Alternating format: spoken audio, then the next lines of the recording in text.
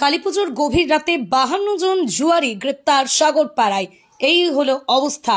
কালীপুজোর রাতে নাকি জুয়া খেললে আর যদি সেই খেলোয়াড় জিতে যায় তাহলে নাকি সামনের এক বছর যে অবস্থায় জুয়া খেলুক না কেন জিতবেই, এমনই ধারণা এই জুয়ারিদের। কালীপুজোর রাতে অর্থাৎ অমাবস্যার রাতে নাকি জুয়া খেলতে বসলে সেই জুয়ারি যদি জিতে যায় তাহলে আগামী এক বছর কিন্তু সেই জুয়ারি প্রত্যেকটা জুয়া খেলায় জিতবে। আর সেই জেতার নেশাতেই কিন্তু গতকাল অমাবস্যার রাতে অর্থাৎ গভীর রাতে জুয়া খেলতে বসেছিল সাগরপাড়া থানার এলাকার একাধিক জায়গায়। কিন্তু আর ঠিক তাই, তাদের কথা যা কাজেও তাই।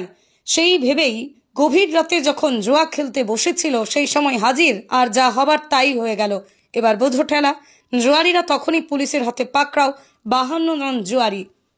সাগরপাড়ার আকাশে তখনও আতশবাজির আলো, পুজোর শেষ রাতের আবেশ, বাজার জুড়ে উৎসবের আমেজ। এমনই এক রাতে বহুজনের বিশ্বাস, কালীপুজোর রাতে জুয়ায় জিতলে সারা বছর জয়ের ধারাবাহিকতা বজায় থাকে। এই বিশ্বাসকে সত্যি করতে গভীর রাতে জুয়ার আসর বসে সাগরপাড়া এলাকার নানা প্রান্তে। কিন্তু নিয়তির লিখন কে আর বদলাতে পারে? ঠিক তখনই মাঠে নামে সাগরপাড়া থানার ভারপ্রাপ্ত আধিকারিক মোহাম্মদ খোরশেদ আলম এবং তাঁর টিম। গোপন সূত্রে খবর পেয়ে একাধিক স্থানে অভিযান চালিয়ে 52 জন জুয়ারিকে পাকড়াও করা হয়। উদ্ধার হয় নগদ অর্থ, তাস ও অন্যান্য সামগ্রী। অভিযুক্তদের আজ আদালতে তোলা হয়েছে। এলাকাবাসী পুলিশের এই পদক্ষেপে খুশি। অনেকেই বলছেন উৎসব হোক আনন্দের, কিন্তু আইনের মধ্যে থেকেই। পুজোর রাতে আলো যেমন ছিল তেমনই ছিল এক শিক্ষা। আনন্দে মাতলেও সচেতন থাকা জরুরি। তবে সেই খবরের আরো বিস্তারিত জানাতে সেখানে রয়েছে আমাদের প্রতিনিধি রাসেল শাহ। রাসেল, আরো কি জানতে পারছো জানাও।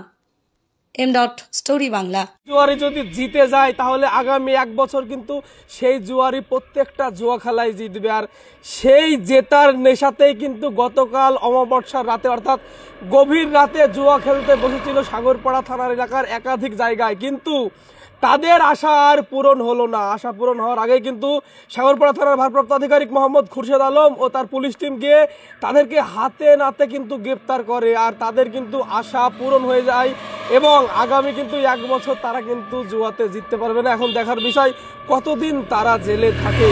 আর এই বড় ধরনের সাফল্যকে কিন্তু সাধুবাদ জানিয়েছে সাধারণ মানুষ।